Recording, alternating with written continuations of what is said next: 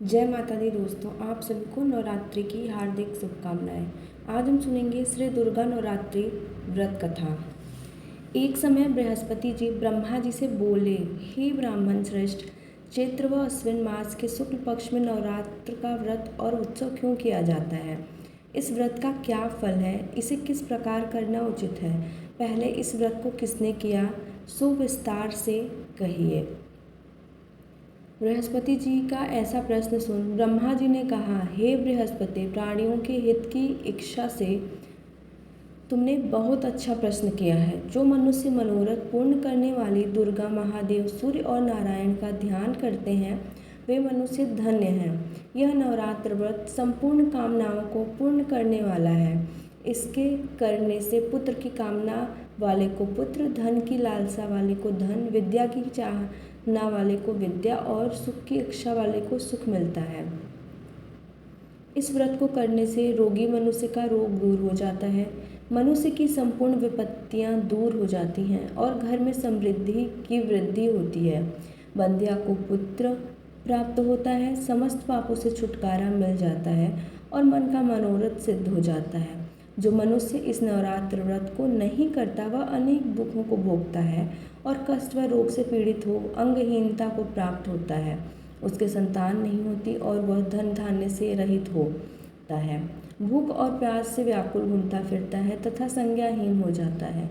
जो सद्वा स्त्री इस व्रत को नहीं करती वह पति सुख से वंचित हो नाना दुखों को भोगती है। यदि व्रत करने वाला मनुष्य सारे दिन का उपवास न कर सके तो एक समय भोजन करे और 10 दिन बांधों सहित नवरात्र व्रत की कथा का श्रवण करे।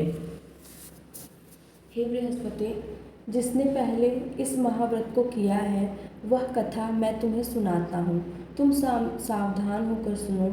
इस प्रकार ब्रह्मा जी का वचन सुनकर बृहस्पति जी बोले, हे ब्राह्मण, मनुष्य का कल्याण करने वाले इस व्रत के इतिहास को मेरे लिए कहो। मैं सावधान होकर सुन रहा हूँ। आपकी शरण में आए हुए मुझ पर कृपा करो।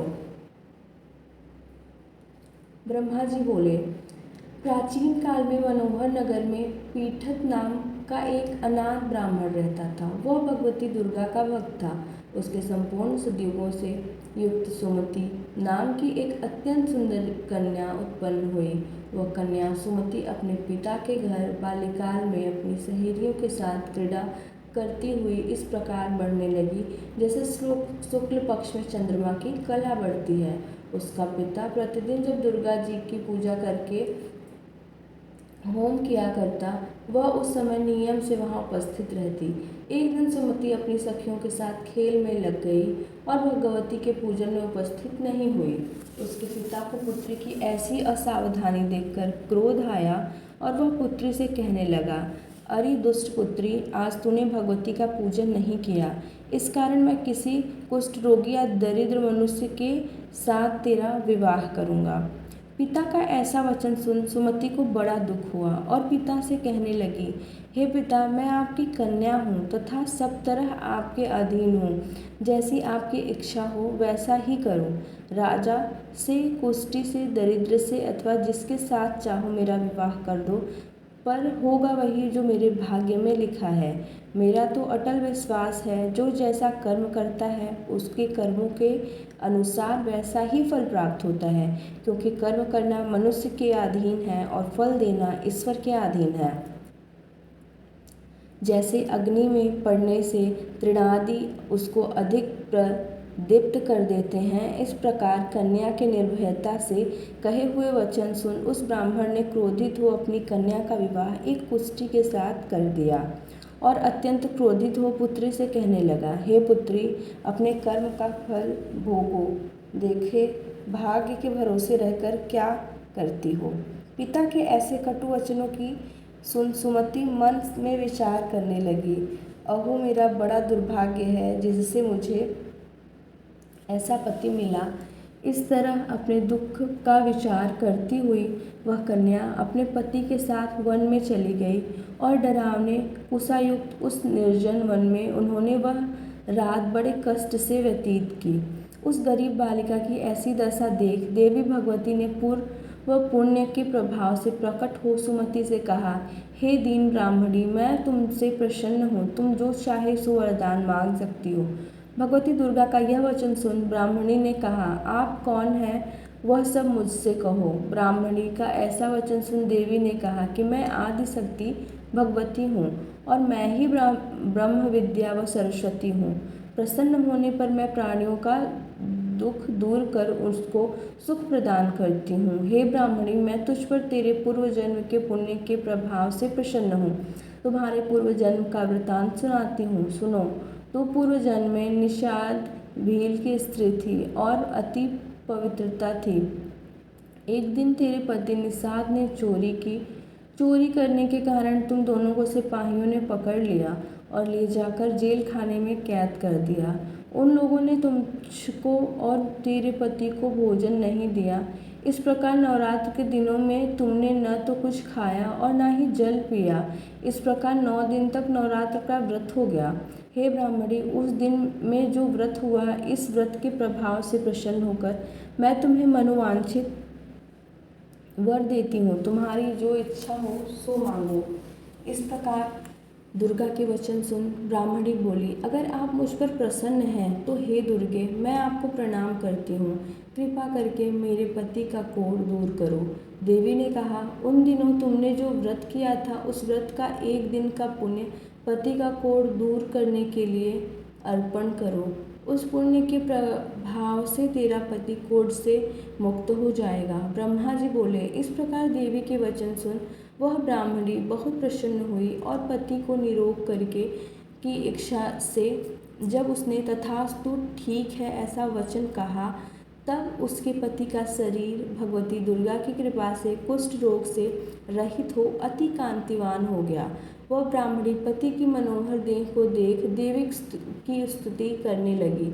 हे दुर्गे, आप दुर्गति को दूर करने वाली, तीनों लोगों का संताप हरने वाली, समस्त दुखों को दूर करने वाली, रोगी मनुष्य को निरोग करने वाली, प्रसन्न हो मनवांछित वर देने वाली और दुष्टों का नाश करने वाली, जगत की माता हो। हे अम्बे, मुझ निरपराध अबला को मेरे पिता ने कुष्ठी मनुष्य के साथ विवाह कर घर से निकाल दिया।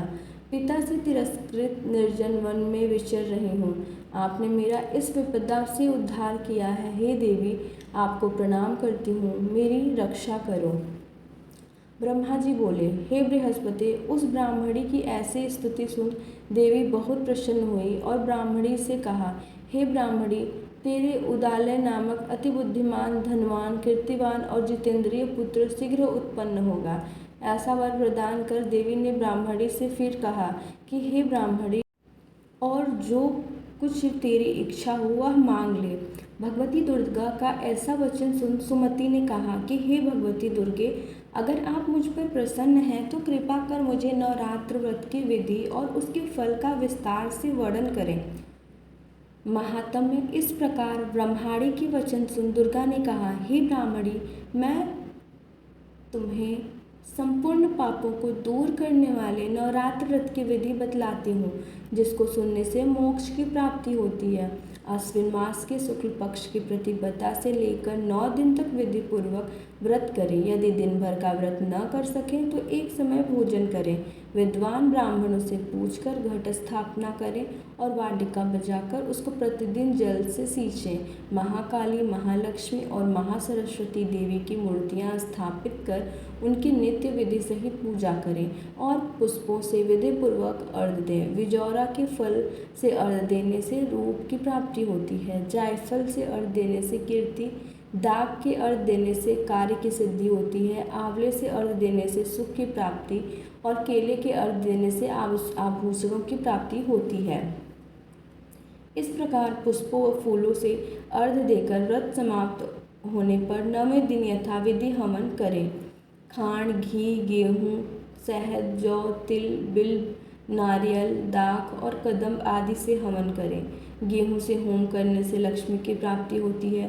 खीर एवं चंपा के पुष्पों से धन की और बेल पत्तों से तेज व सुख की प्राप्ति होती है। आंवले से कीर्ति की और से पुत्र की, कमल से राज सम्मान की और दाखों से संपदा की प्राप्ति होती है। खांड, घी, नारियल, शहद, जौ और तिल तथा फलों से होम करने से मनवांछित वस्तु की प्राप्ति होती है। व्रत करने वाला मनुष्य इस विधि विधान से होम कर आचार्य को अत्यंत नम्रता के साथ प्रणाम करे और यज्ञ की सिद्धि के लिए उसे दक्षिणा दे। इस प्रकार बताई हुई विधि के अनुसार जो व्यक्ति व्रत करता है उसके सब मनोरथ सिद्ध होते हैं। इससे तनिक भी संदेह नहीं है। इन 9 दिनों में जो कुछ दान आदि दिया जाता है उसका करोड़ों गुना फल मिलता है। इस नवरात्र व्रत करने से अश्वमेध यज्ञ का फल मिलता है। हे ब्राह्मणी, इस संपूर्ण कामनाओं को पूर्ण करने वाले उत्तम व्रत को तीर्थ, मंदिर अथवा घर में विधि के अनुसार करें।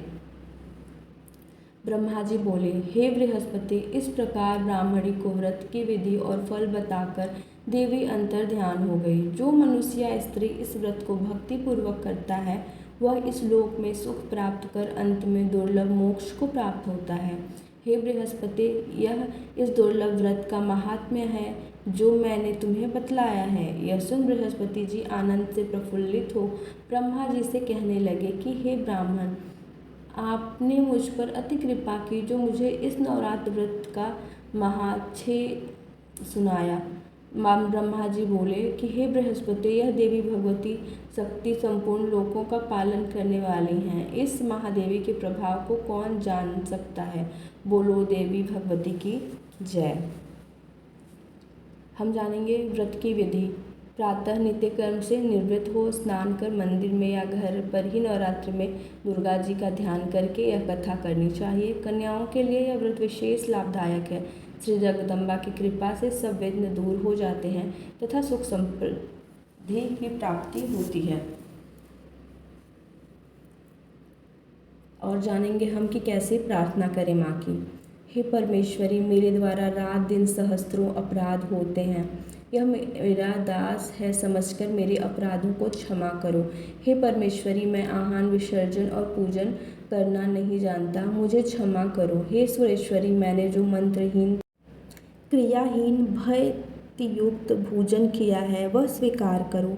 हे परमेश्वरी, अज्ञान से, भूल से अथवा बुद्धि भ्रांति से जो न्यूनता अथवा अधिकता हो गई है उसे क्षमा करिए तथा प्रसन्न होइए।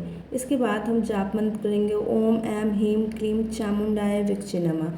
यह जाप मनोकामना सिद्धि के लिए होता है। इस मंत्र को आप 108 बार या सुविधा अनुसार जाप कर सकते हैं। जय माता दी।